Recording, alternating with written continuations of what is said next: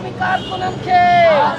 असां छा घुरऊं था आज़ादी पंहिंजनि जी घुरऊं था आज़ादी हक़ असांजो आज़ादी तूं कीअं न ॾींदे आज़ादी तोखे ॾियणी पवंदी आज़ादी कारकुनन खे आज़ाद कयो कमी कारकुनन खे आज़ाद कयो कांदड़े खे आज़ाद कयो कांदड़े खे आज़ाद कयो जुड़े खे सागर सईद खे सागर सईद खे काशी खे काशी खे सजाद मंगने जेके आज़ाद कयो सजाद मंगने जेके आज़ाद कयो शर खे आज़ाद कयो शर खे आज़ाद कयो शर खे आज़ाद कयो शर खे आज़ाद कयो शर खे आज़ाद कयो मोहम्मद शर खे आज़ाद कयो शर खे आज़ाद कयो चुनहाणी खे आज़ाद कयो में ग्वाड़ खे आज़ाद कयो में ग्वाड़ खे आज़ाद कयो में ग्वाड़ खे आज़ाद कयो में ग्वाड़ खे आज़ाद कयो कुंडल पमिकार कुन खे आज़ाद कयो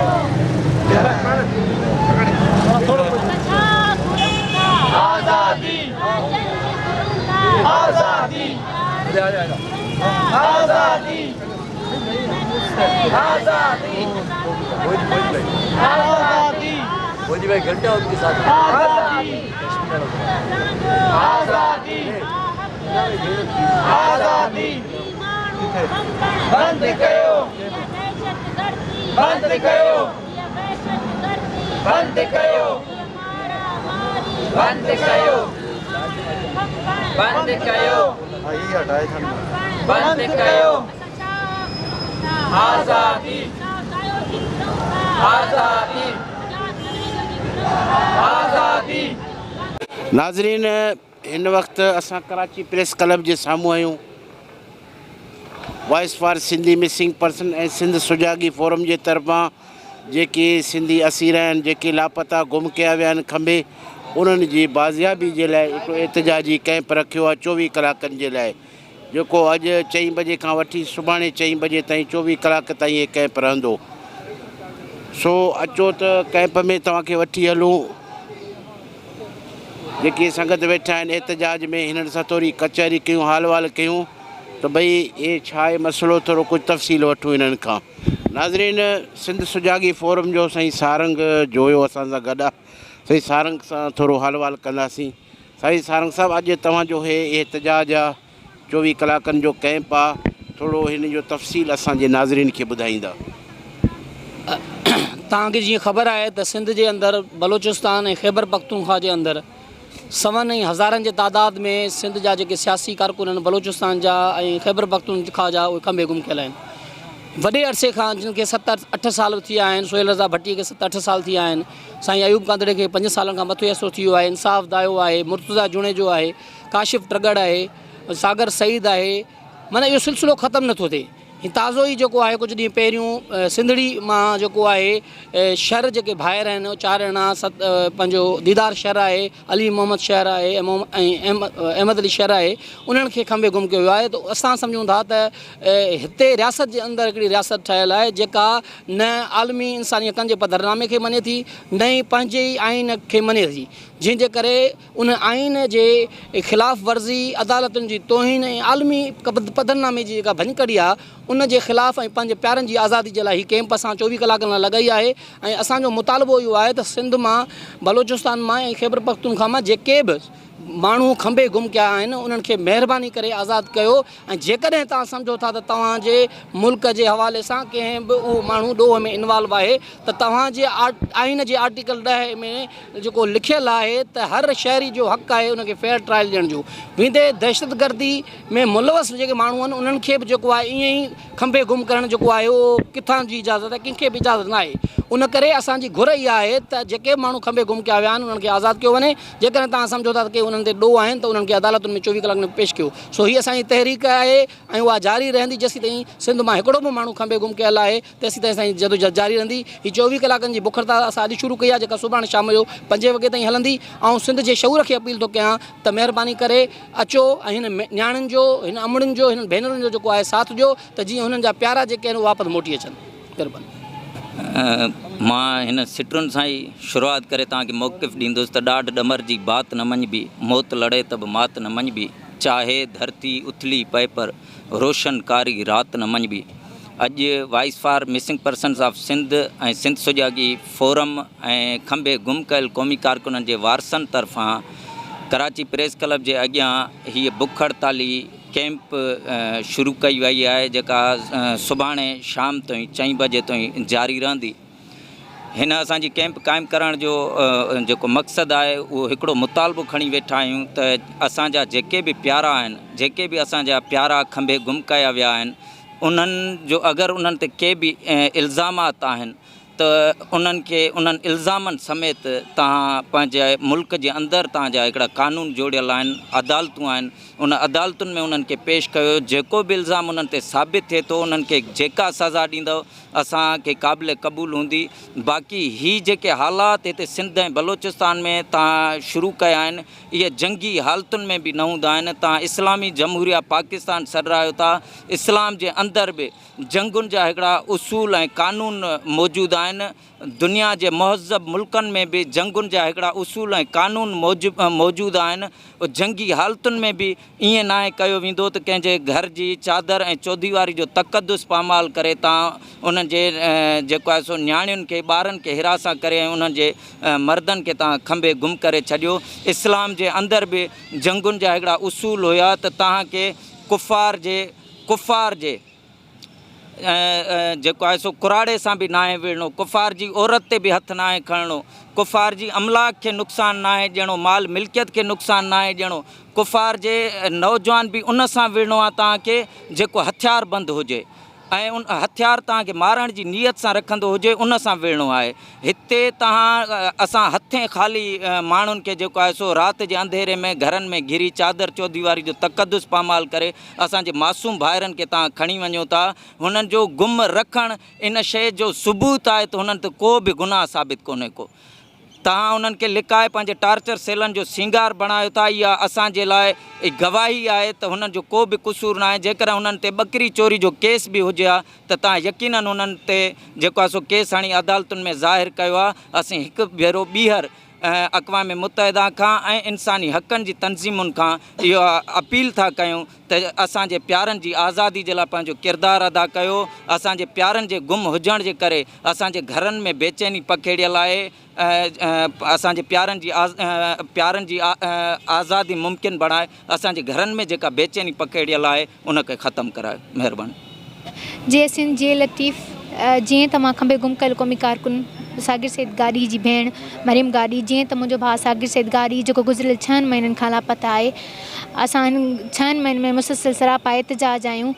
असां पाकिस्तानी रियासत खां हिकु ई मुतालबो खणी हिते ईंदा आहियूं हर दफ़ा त जेकॾहिं असांजे प्यारनि जो को बि गुनाह आहे, उन्हनि में को बि चार्जशीट आहे त उन्हनि खे पंहिंजी कोर्टनि में, उन्हनि खे पंहिंजे थाननि में पेश कयो वञे ऐं असांजे घर में जेका फैलियल बेचैनी आहे उनखे ख़तमु कयो वञे, न त ॿी सूरत हाल में उन्हनि खे आज़ादु कयो वञे। महिरबानी। असां जेकी कैंप जो हिते लॻाई आहे 4 बजे खां शुरू कई आहे, जेकी वरी सुभाणे 5 बजे ताईं असांजी कैंप ई हलंदी। जेको असांजे माना मुंहिंजे भाउ इंसाफ़ दाए खे 4 साल ऐं जेको आहे 8 महीना थी चुका आहिनि, त मुंहिंजे भाउ जो को पतो न आहे। उन में ईअं न आहे त रुगो इंसाफ़ दायो खंभियल आहे, उन में अयूब कांधड़ो खंभियल आहे, मुर्तज़ा जूने जो खंभियल आहे ऐं सागर सईद गाड़ी खंभियल आहे, जेको काफ़ी माना सुहेल रज़ा भटिया के ऐं जेको आहे काशिफ ट्रगड़ा, केतिरा ई असांजा नौजवान ॿाहिरि खंभियल आहिनि। ऐं असांजी हिकु ई असां जेका डिमांड रखी हिते वेठा आहियूं त जीअं असांजे प्यारनि जे मथां को बि ॾोह आहे, उन्हनि को बि जुर्म कयो आहे त हिन मुल्क जूं अदालतूं आहिनि उन्हनि में उन्हनि खे आणियो वञे ऐं जेको आहे उन्हनि खे ज़ाहिर कयो वञे ऐं न त ॿी सूरत ते असांजे प्यारनि खे आज़ादु कयो वञे, असांजी बेचैनी ख़तमु कई वञे। मां पारस जूने जो मुर्तज़ा जूने जी धीउ। मुंहिंजे बाबा खे 7 मई 2017 ते असांजे घर मां राति जो 3 बजे खंबे गुम कयो वियो आहे। मुंहिंजे बाबा खे 4 साल 8 महीना थी विया आहिनि, अञा ताईं का ख़बर न आहे किथे आहे, कहिड़े हाल में आहे। ख़ुदा मुंहिंजे बाबा खे आज़ादु कयो, असांजी हीअ बेचैनी ख़तमु कई वञे, असांजे बाबा खे आज़ादु कयो वञे। मां इंसानी हक़नि जे तंज़ीमुनि खे अपील थी कयां त मुंहिंजे बाबा खे आज़ादु कयो वञे। अॼु असां सिंध सुजागी फोरम ऐं वॉइस फॉर मिसिंग पर्सन्स पारां कराची प्रेस क्लब वारो 24 कलाकनि जी बुख हड़ताली कैंप लॻाई आहे। अॼु शाम 4 वॻे खां सुभाणे शाम 4 वॻे ताईं असां हिते कराची प्रेस क्लब ते मौजूदु आहियूं ऐं असां सिंध जे शऊर खे अपील कंदासीं त त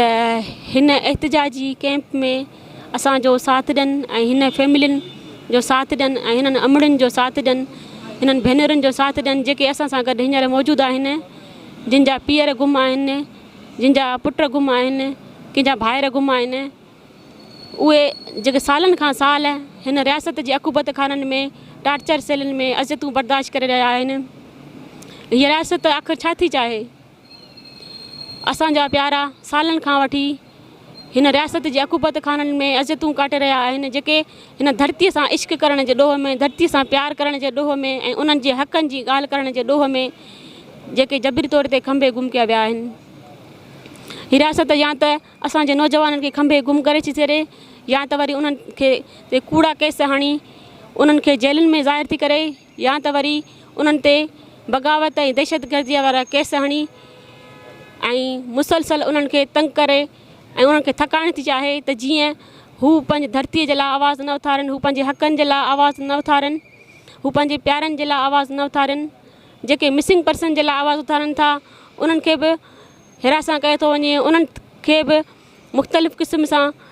उन्हनि खे बि कमज़ोर करण जी कोशिशि कई थी वञे। पर असां कमज़ोर न थींदासीं। असांखे ते ई जेके केस आहिनि उहे असांखे अञा मज़बूत कनि था। धरतीअ जो इश्क जेको आहे न उहो सभ खां उत्तम ऐं मथां हूंदो आहे। असां धरती जा पुॼारी आहियूं, सिंध धरती सां मोहबत कयूं था ऐं उन जे ॾोह में असां ते अहिड़ा हज़ारे जेकॾहिं केस लॻा त असां क़बूल करण लाइ तयारु आहियूं। असां voice for missing person J platform तां ऐं सिंध सुजागी फोरम जे प्लेटफॉर्म तां जेका जदोजहद शुरू कई आहे जबरी तौर ते खंभे गुम कयल क़ौमी कारकुननि जी आज़ादी जे लाइ, असां उहा तेसीं ताईं जारी रखंदासीं जेसीं ताईं असांजो हिकिड़ो बि क़ौमी कारकुन हिन रियासत जी अकूबत खाननि में हूंदो, तेसीं ताईं असांजी हीअ जदोजहद जारी रहंदी। पर असां उन सां गॾोगॾु असां UN ऐं इंसानी हक़नि जी जेके तनज़ीमूं आहिनि असां उन्हनि खे अपील कंदासीं त बराए महिरबानी हिकु दफ़ो ॿीहर पाकिस्तानी रियासत ते दॿाउ विधो वञे त जीअं जेके बि सिंधी जेके आहिनि क़ौमी कारकुन जेके अञा बि हिन रियासत जी अकूबत खाननि में जेके अज़ियतूं बर्दाश्त करे रहिया आहिनि उन्हनि जे लाइ आवाज़ु बणिजो ऐं हिन रियासत ते दॿाउ विझो त जीअं जेके हिननि जा प्यारा आहिनि उहे जल्द खां जल्द बाज़ियाब थी पंहिंजे प्यारनि सां मिलनि। महिरबानी। जीअं त मां मारवी कांदड़ो, मुंहिंजो बाबा मोहम्मद अयूब कांदड़ो जंहिंखे 28 अप्रैल 2017 खां खंभे खणी गुम कयो वियो आहे ऐं असीं मुसलसिल 4 सालनि खां सरापा एहतिजाज रहिया आहियूं ऐं हींअर बि असीं कराची प्रेस क्लब ते जेका 24 कलाकनि जी बुख हड़ताल कैंप लॻाई आहे उन में शरीक आहियूं। असांजो इहो ई मुतालबो आहे त असांजे बाबा खे जल्द खां जल्द आज़ादु कयो वञे। अगरि हुनजो को ॾोह आहे, तव्हांजा कानून आहिनि, तव्हांजो अदालतूं आहिनि, उन में पेश कयो वञे, न त असांजे बाबा खे जल्द खां जल्द आज़ादु कयो वञे। असीं मुसलसिल 4 सालनि खां सरापा एहतिजाज रहिया आहियूं पर असांखे किथां बि को बि केर बि नथो ॿुधाए त असांजो बाबा किथे आहे, कहिड़े हाल में आहे। असां हाई कोर्ट में बि वञी रहिया आहियूं, असांजी मुख़्तलिफ़ JITs थी रहियूं आहिनि, कमीशन थी रहे, पर उते बि असांखे तारीख़ ते तारीख़ ॾिनी थी वञे। असांखे हिन महिल ताईं नथो ॿुधायो वञे त असांजे बाबा जो कहिड़ो ॾोह आहे, हुनखे कहिड़े ॾोह में खंभे खणी क़ैद कयो वियो आहे। बसि मुंहिंजी इहा ई अपील आहे त मुंहिंजे बाबा खे जल्द खां जल्द आज़ादु कयो वञे। अगरि हुनजो को ॾोह आहे, तव्हांजा कानून आहिनि, तव्हांजो अदालतूं आहिनि, उन में पेश कयो वञे ऐं असांजी बेचैनी ख़तमु कई वञे। मां मुर्तज़ा जूने जी अमर थी ॻाल्हायां। मुंहिंजे बचिड़े खे आज़ादु कयो।